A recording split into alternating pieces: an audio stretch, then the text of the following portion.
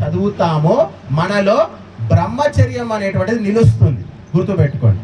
వీరుల చరిత్రను మన పిల్లలకు చదివించినప్పుడు, ఆ వీరుల చిత్రపటాలు మన సంతానానికి చూపించినప్పుడు మనలో ఉన్నటువంటి ఆ రేతస్సు వీర్యం ఏదైతే ఉందో అది ఊర్ధ్వగామి అవుతుందంట. అంటే శరీరంలో అది బుద్ధికి చేరుతుంది. ఎప్పుడైతే దుష్టులు వ్యభిచారుల చరిత్ర చెబుతారో మనలోని వీర్యం ఏదైతే ఉందో అది కిందికి పోతుందంట, పతనం అవుతూ ఉంటుంది. కాబట్టి మన శరీరంలో ఉన్నటువంటి తేజస్సును నిలపాలి, బలాన్ని నింపాలి, మన సంతానాన్ని వజ్రకాయులుగా తయారు చేయాలి. అంటే ప్రతిరోజు ప్రతి ఇంట మనము హనుమంతుని చరిత్రను నిరంతరం పఠించాలి. హనుమంతునిలో ఏ ఏ గుణాలు ఉన్నాయి, అవి ఎందుకు పెంపొందాయి, ఆ గుణాలు నాలో రావాలి అంటే నేను ఏం చెయ్యాలి అని మనం ఆలోచించాలి. ఆడవాళ్ళు సంతానానికి పాలు నెయ్యి విపరీతంగా పెట్టండి. మాంసము, గుడ్లు, చేపలు ఇవి పెట్టడం వల్ల వాళ్ళలో ఇంద్రియాలు అనేటువంటివి కంట్రోల్లో ఉండవండి. ఉప్పు, కారము, మాంసము, మద్యము ఇవన్నీ మీరు పెడితే మీ పిల్లల్లో బ్రహ్మచర్యం ఉండదు, వాళ్ళు భ్రష్టు పట్టిపోతారు. 19 ఏళ్ళు 20 ఏళ్ళు వచ్చేసరికి వాళ్ళు ప్రేమలని, పెళ్ళిళ్ళని, వ్యభిచారం అని రకరకాల పనికిమాల పనులన్నీ కూడా చేస్తారు. చాలామంది అవకాశం దొరకక వాళ్ళు వీళ్ళు ఏమనుకుంటారో అని చెప్పి అణిగిమణి ఉంటారు. లోపల ఎన్ని పని చేయాలో అన్ని పని చేస్తూనే ఉంటుంది. కాబట్టి మీరందరూ కూడా మీ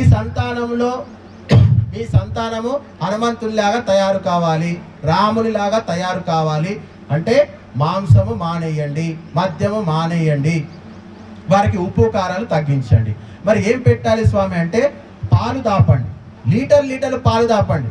నేను చాలామంది ఇంట్లో వెళ్తూ ఉంటాం, ఒక ఛాయ్ గ్లాసులో ఇన్ని పాలు పోసి ఇస్తారు, అది ఒకటే బుక్ ఉంటుంది, తాగండి స్వామి అంటారు.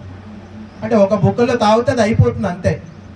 మరి యువకులు ఒక్కొక్కడు 6 బీర్లు 5 బీర్లు 10 బీర్లు కాటన్లు తెచ్చుకొని మేము కాలేజ్ చేసినప్పుడు మా స్నేహితులందరూ కూడా కాటన్ బీర్ తాగేది.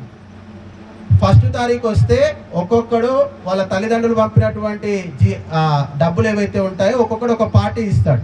అది ఒక తంతు. ఇప్పుడు మీరు రూమ్లో వెళ్ళి చూస్తే తెలుస్తుంది ఆ తంతు ఏందనేది.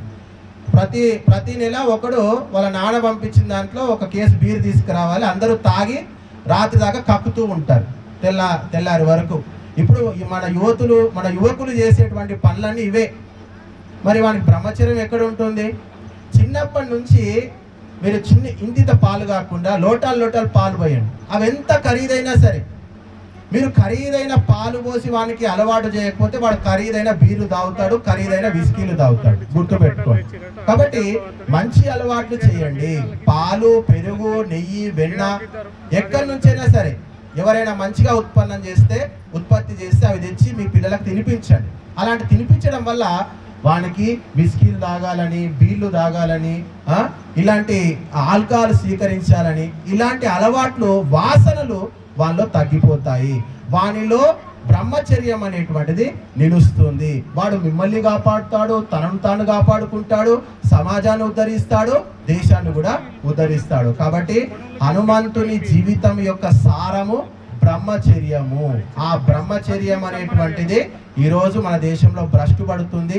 ఆ బ్రహ్మచర్య విహీనులు కాకుండా బ్రహ్మచర్య విహీనులు అయ్యే విధంగా మన దేశాన్ని విదేశీ శక్తులు, అంటే రకరకాల సాహిత్యంతో అశ్లీల వీడియోలు, అశ్లీల సినిమాలు ఇవన్నీ పదే హింస, నరకడము, చంపడము, కాల్చుకోవడము ఇలాంటి నిరంతరం కూడా మనకు చూపిస్తూ ఉన్నారు. కాబట్టి మనకు శక్తి ఉంటే ఎప్పుడు కూడా కనీస అవసరాలకు ఆలోచించాల్సిన పని లేదు. హనుమంతుని శక్తి అంతా దేనికి ఉపయోగపడింది? ధర్మము కోసము, దేశము కోసము, ధర్మోద్ధరణకే ఉపయోగపడింది. కాబట్టి మన అందరి శక్తియుక్తులు క్రోడీకరించుకోండి. ప్రతి వ్యక్తిని శక్తివంతంగా తయారు చేయండి. మీరు కూడా శక్తి సంపన్నులు కండి. ప్రతి ఊర్లో ఆవులు పెంచండి, ఆవు పాలు తాగండి, ఆవు పెరుగు తినండి. ఎంత కష్టమైనా సరే లీటరుకు 100 రూపాయలు ఆవు పాలు దొరికినా సరే కొనుక్కొని తాగండి, తప్పేం లేదు. తాగే వాళ్ళు 200 రూపాయలకు విస్కీ బాటిల్ అయినా తెచ్చుకొని ప్రతిరోజు తాగుతూ ఉన్నారు. మరి పాలు ఎందుకు తాగకూడదు?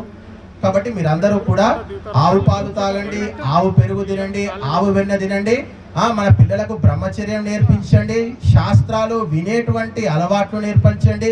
ఇలాంటి సత్సంగంలో ఇప్పుడు ఒక్క యువకుడు కూడా కనిపించట్లేదు, ఇక్కడ యువకులే లేదు.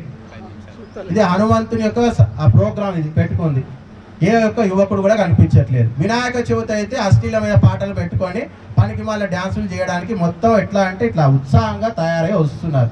కానీ హనుమంతుని జయంతి మనం చేసుకోకపోతే పాకిస్తాన్లో చేసుకుంటారా, సౌదీలో చేసుకుంటారా, ఎక్కడ చేసుకుంటారండి? మనమే చేసుకోవాలి.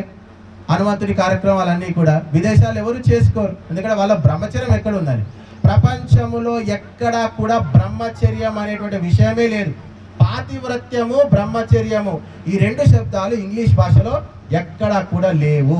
భారతీయ భాషల్లోనే పాతివ్రత్యము బ్రహ్మచర్యము అనేటువంటిది ఉంటుంది. కనీసము 25 సంవత్సరాలు ఎవడైతే స్త్రీని తలచకుండా ఉంటాడో వాణ్ణి వసు బ్రహ్మచారి అంటాడు.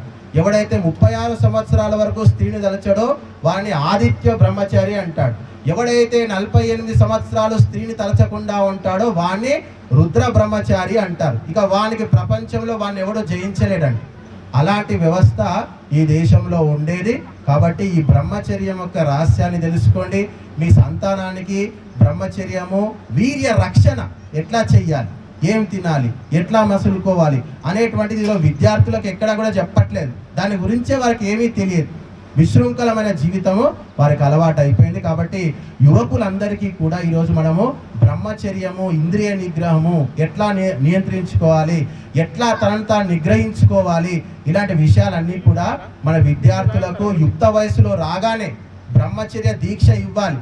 బ్రహ్మచర్య దీక్ష తీసుకోండి పిల్లలకు. హనుమంతుని దీక్ష అంటే ఏదో 40 రోజులు కాషాయ వస్త్రాలు వేసుకొని ఇక్కడక్కడ తిరిగి పెట్టిన భోజనాలన్నీ తినేసి ఆ గుడికి వెళ్ళేసి దర్శనం చేసుకొని రావడం, ఇదే తంతుగా తయారైపోయింది.